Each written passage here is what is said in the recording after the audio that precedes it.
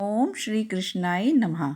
मेरे प्यारे भाइयों बहनों, माताओं व बंधुओं, आप सभी का मेरे YouTube चैनल धार्मिक विद नीलम में हार्दिक स्वागत है।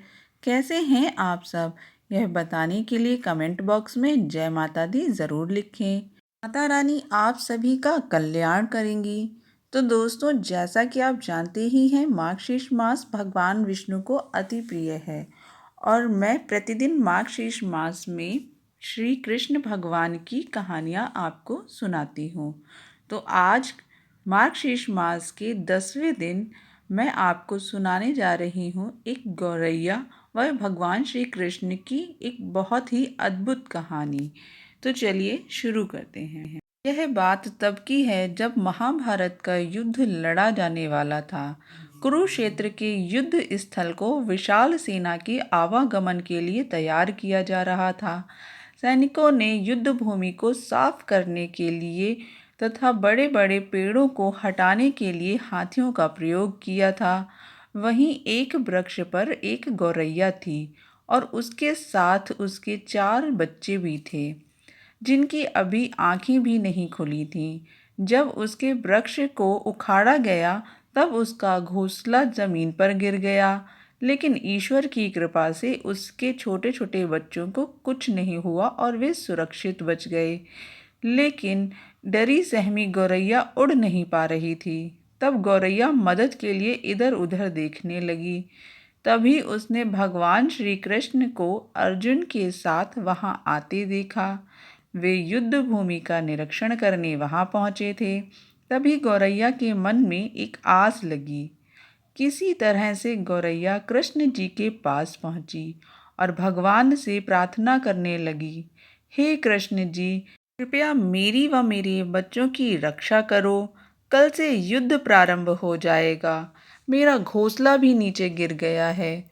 सो कल जब युद्ध होगा तो मेरे बच्चे कुचल दिए जाएंगे। भगवान बोले, मैंने तुम्हारी सारी बात सुनी, लेकिन मैं प्रकृति के कानून में हस्तक्षेप नहीं कर सकता। तब गौरैया ने कहा, हे प्रभु, मैं जानती हूँ आप ही मेरे उद्धार करता हो। मैं अपना और अपने बच्चों का भाग्य आपके हाथ में सौंपती हूँ।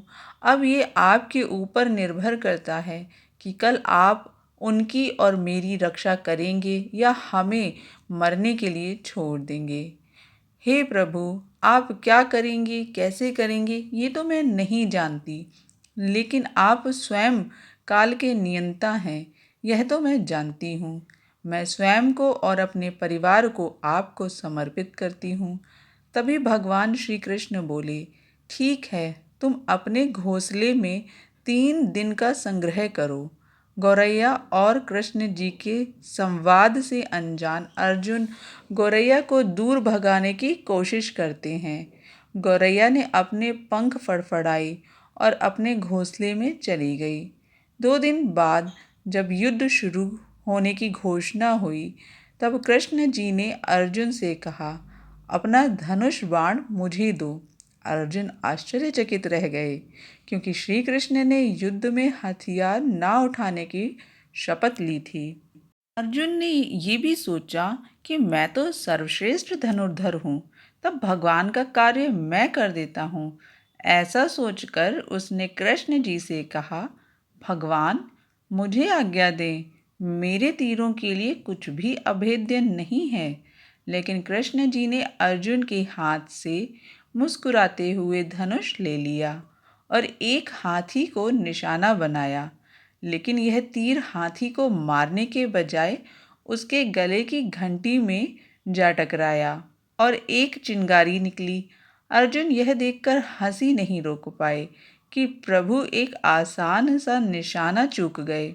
तब अर्जुन ने कहा, प्रभु, आज्ञा हो तो मैं प्रयास करूं।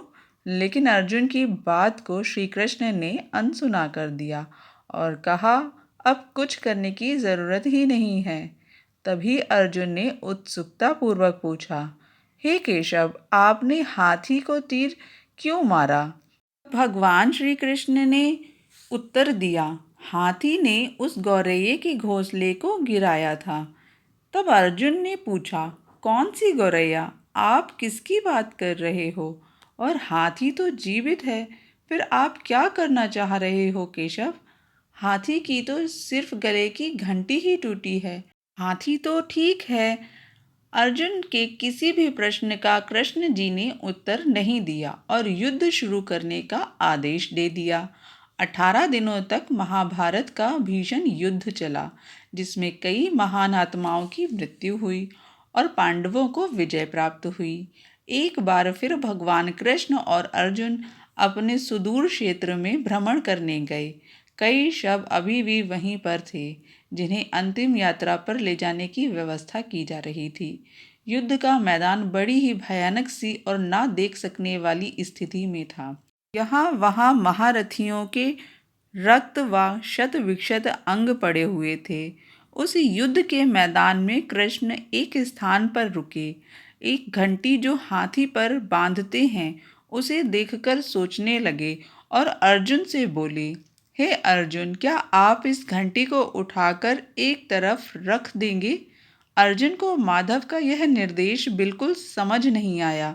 युद्ध स्थल में बहुत सी कीमती चीजें व अस्त्र शस्त्र भी पड़े हैं, किंतु माधव इस घंटी को हटाने को क्यों कह रहे हैं? यह सोचते हुए उसने श्री कृष्ण की ओर प्रश्न भरी नजरों से देखा। श्री कृष्ण ने दोबारा दोहराया, क्या आप मेरे लिए यह घंटी उठा सकते हैं? यह वही घंटी है जो हाथी के गले में बंधी थी, जिस पर मैंने तीर से प्रहार किया था। अब अर्जुन ने बिना कुछ कहे घंटी को उठा दिया। जैसे ही उन्होंने घंटी को उठाया, वे आश्चर्यचकित रह गए। एक गौरैया और 4 छोटे बच्चे उस घंटी के नीचे से निकले। गौरैया और उसके बच्चे भगवान श्री कृष्ण के चारों तरफ खुशी से मंडराने लगे। 18 दिन पहले तोड़ी गई एक घंटी ने उनके परिवार को बचा लिया था। अब अर्जुन को सारा किस्सा समझ में आ गया था। तब अर्जुन ने श्री कृष्ण के आगे हाथ जोड़ लिए और बोले, हे माधव, मुझे क्षमा करें। आपको मानव रूप में देखकर और साधारण व्यवहार करते देख मैं भूल गया था कि वास्तव में आप कौन हैं। तो यह थी आज की मार्गशीर्ष मास की 10वें दिन की कथा।